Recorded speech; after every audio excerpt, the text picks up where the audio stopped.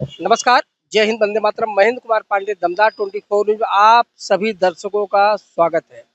आज दमदार 24 न्यूज के मेहमान हैं बिरहा गायक या लोक गायक कहें, नंदलाल यादव, नंदू भैया। आज काफी अहम मुद्दों पर इनसे चर्चा होगी। तो पहले आइए इनका स्वागत करते हैं दमदार 24 न्यूज में। आपका दमदार 24 न्यूज बहुत बहुत स्वागत है। सर बहुत बहुत धन्यवाद आपको, आपके चैनल को। हम लोग जैसे छोट मोट नेता की आवाज़ को आप ऊपर तक उठाते हैं। आपका चैनल आज पूरे इंडिया में चल रहा है सर, मुझे बहुत गर्व है आपके चैनल पे। मैं बहुत बहुत शुभकामना देता हूँ आपको, आपके चैनल को। नंदलाल जी, मेरा पहला सवाल है, क्योंकि इस समय जो हमारी दोनों की उपस्थिति है वो चांदीवली विधानसभा के अंतर्गत वार्ड क्रमांक 156 तुंगा गांव में, जो यहाँ से नगर सेविका है अश्विनी अशोक पाटेकर। क्योंकि 9 वर्ष तक उनका कार्यकाल रहा, उसके बाद फिर चुनाव हुआ, फिर प्रचंड बहुमत से विजयी बनी है। तो आप ये बताइए, उनका कार्यकाल जो विगत था और अभी वर्तमान का कैसा ठीक ठाक चल रहा है? सर आपका सवाल बहुत अच्छा है। अगले बार से इस बार अशोक भाई ने काफ़ी, अश्विनी अशोक माटेकर जी ने काफ़ी बदलाव लाया है काम करने की। जो उनका इस बार प्रक्रिया है अगले बार से बहुत अच्छा है। और जिस भाव से उन्होंने काम करने की जो शुरुआत किए हैं और अभी से जो लोगों का प्यार लोगों में दे रहे हैं, उनका ये सब रुख देख कर, अभी 2-3 महीना हुआ उनको दोबारा जीत के, मुझे लगता है कि आगे आने वाले समय में काम बहुत तेजी से यहाँ होगा। जिस प्रकार से उन्होंने काम का शुरुआत किया है और लोगों में जैसा उनका अच्छा व्यवहार चल रहा है, मुझे अच्छा लग रहा है। अशोक भाई से अच्छा लग रहा है। तो ऐसा अनुमानन, अब उनके टक्कर में कोई चुनाव लड़ने वाला है नहीं, क्योंकि 15 वर्ष का कार्यकाल होगा। जब अगला चुनाव होगा 15 वर्ष इनका हो जाएगा, तो ऐसा पूर्ण रूप से अस्थायी रूप से यही नगर सेविका रहेंगी, कोई टक्कर देने वाला आएगा नहीं, ऐसा लगता नहीं सर, वार्ड 156 में फिर आपने सवाल तो बहुत अच्छा पूछा। अशोक माटेकर के सामने इस टाइम इस वार्ड में टक्कर देने वाला उनके सामने तो कोई नहीं दिख रहा है। अगर कोई दिख रहा है तो मुझे दो ही आदमी है सर। अशोक भाई का सामना करने वाला इस वार्ड में दो ही नेता ऐसे बच्चे हैं जो आने वाले समय में उस आदमी का सामना कर सकते हैं। जैसे एक सुरेंद्र सिंह झिंटू के नाम सुने होंगे। झिंटू भाई हमारे उत्तर भारतीयों के एक मजबूत चेहरा है और अच्छा पैठ उन्होंने बनाया है। अशोक भाई का सामना या तो झिंटू सिंह या तो आपका ये छोटा भाई नंदू यादव कर सकता है आने वाले समय में, ऐसा मेरा मानना है।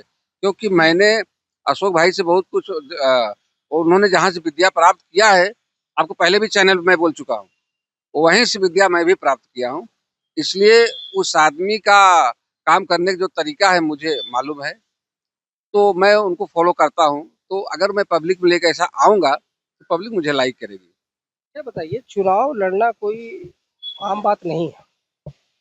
चुनाव लड़ने के लिए पहले आपको जनता का आपके बीच में होना चाहिए, जनता की आपको पकड़ होनी चाहिए, जनता के बीच में आपका अच्छा पकड़ होना चाहिए। तो इस समय अगर मैं आपसे सवाल पूछूं, तो वार्ड 156 में आप अपनी उम्मीदवारी जता रहे हो भविष्य में, तो अभी आपके पास कितना ऐसे मतदाता है जो आपके साथ में हैं, कितने कार्यकर्ता हैं जो आपके साथ में हैं? ऐसा क्या देख के आपने बोला है कि आप अशोक माटेकर को जो भविष्य में आप चुनाव में आप हरा सकते हो, पराजित कर सकते हो? देखिए सर, इस बार मैं तो नगर सेवक के चुनाव में जल्दी नहीं आता था, मतलब प्रचार वगैरह कभी किया नहीं। मैं बड़े चुनाव में ज़्यादा रहता हूँ, जैसे आमदार खासदार चुनाव में। पर ये चुनाव सर बहुत इजी है। नगर सेवक का जो चुनाव है ना, ये बहुत इजी है। मैंने देखा है इस बार शरद पवार के साथ में घूम के। ये चुनाव जीतना बहुत बड़ी बात नहीं है सर, और बहुत पैसा भी खर्चा करने की जरूरत नहीं है। और अभी मैं इसलिए नहीं बता रहा हूँ कि मेरा अशोक भाई का और दिलीप मामा लांडे साहब का कुछ काम मैंने उनको बोला हूँ, अगर वो काम करके दिए, वादा किए हैं और मुझे भरोसा है काम करके देंगे। अगर वो लोग मेरे काम को सर पूरा कर दिए, मेरा काम करके दे दिए, उस काम से मेरे उत्तर भारतीय काफी खुश हो गए, तो मैं इनके खिलाफ नहीं आऊंगा। इसलिए मैं अभी पूरी राज आपको नहीं बता सकता हूँ कि आने वाले समय में मैं क्या मुद्दा लेके आऊंगा। मेरे चीज समझ में नहीं आ रहा है, या तो आप प्रत्यक्ष रूप से बताना नहीं चाह रहे हैं। मेरे समझ में नहीं आ रहा है कि अश्विनी अशोक माटेकर, अभी चुनाव हुआ है, 13,533 लगभग मतदान उनको मिला हुआ है, और ये अपने आप में एक बड़ी बात है। आप बोल रहे हैं कि भविष्य में आप उनको, अब उनका 5 साल का और कार्यकाल होगा, 5 साल तक और विकसित कार्य करेंगे। तो आज जो 13,533 मत है, कल वही 20,000 में तब्दील हो जाएगा। तो आप किस हिसाब से कह रहे हैं कि आप अशोक माटेकर को या सुनील अशोक माटेकर को आप पराजित कर सकते हैं? देखिए सर, मैं आपसे यही बोला कि मैं अभी उजागर नहीं कर सकता हूँ अपने जो अंदर मेरे भावना चल रहा है, क्योंकि हम अपने उत्तर भारतीयों के लिए हमेशा प्रयास करता हूँ कि मेरे उत्तर भारतीयों को काम होना चाहिए। पूरे चांदीवली की बात कर रहा हूँ। मैं मामा साहब से भी मिलता हूँ, उनको भी बोलता हूँ लांडे साहब से कि मामा ये काम होना चाहिए, और वो काम करते भी हैं, ऐसा बात नहीं है। अगर मेरा काम हो गया तो उस काम को मैं पूरे चांदीवली में लोगों को, अपने उत्तर भारतीयों से मिलूंगा, बताऊंगा कि मामा लांडे साहब ने, अशोक माटेकर साहब ने ये काम करके हमारे लोग के लिए दिए हैं। फिर उनके खिलाफ मुझे जाने की जरूरत क्या है? फिर उनका समर्थन ही करूंगा ना। और अशोक भाई जो 13,000 पाया, आने वाले समय 26,000 उसका हो जाएगा। ये मैं आप दावा के साथ आपको कह रहा हूँ सर। हाँ। चलिए ठीक है, एक अहम सवाल पूछता हूँ मैं आपसे, चूँकि आपने दिलीप मामा लांडे का नाम लिया है।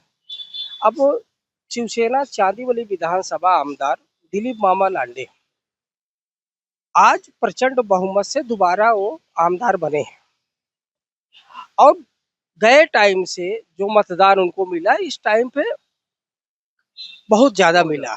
उतना कोई सोचा नहीं था, यहाँ तक मीडिया भी फेल हो गई थी, आंकड़ा निकालने में मीडिया भी फेल हो गई थी इनको कितना मतदान मिलेगा। लेकिन आप ये बताइए कि इस समय दिलीप मामा लांडे का कार्य चांदीवली विधानसभा में कैसा चल रहा है? अच्छा चल रहा है।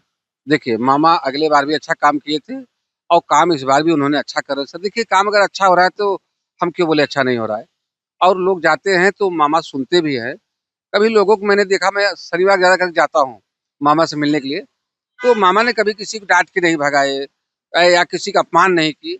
उन्होंने लोगों को सम्मान करते हैं, तो लोगों को क्या चाहिए सर? काम चाहिए, सम्मान चाहिए, लोगों को काम हो रहा है, तो सबसे बड़ी अच्छी बात यही है।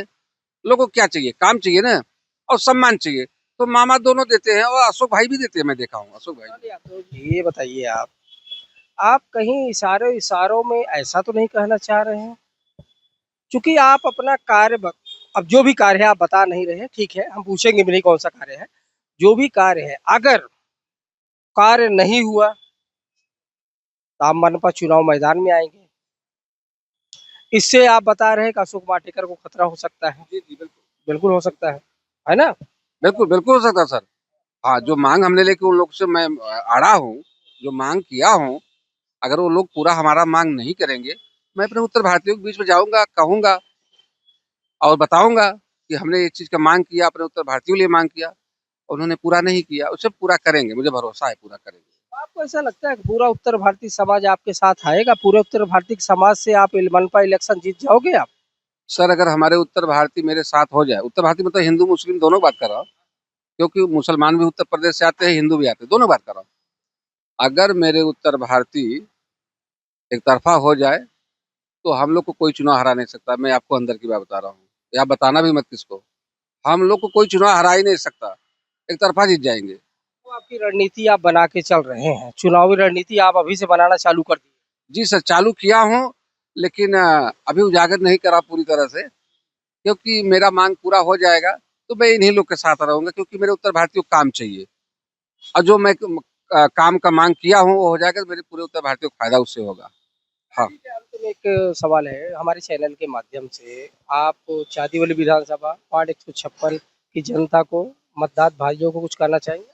मैं वार्ड 156 की जनता को और पूरे चांदीवली विधानसभा की पब्लिक को, जितने भी मतदाता भाई हैं, मैं दोनों हाथ जोड़ कर प्रणाम करता हूँ। वार्ड 156 या पूरे चांदीवली विधानसभा के जैसे ऐसे लोग यहाँ पे, ऐसे लोग हैं पूरे महाराष्ट्र, पूरे मुंबई में, इतना समझदार लोग और कहीं नहीं आपको देखने को मिलेंगे।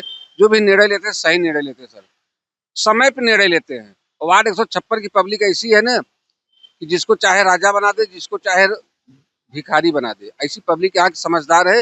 मैं पब्लिक को सलाम करता हूँ सर, सलूट मारता हूँ। जी।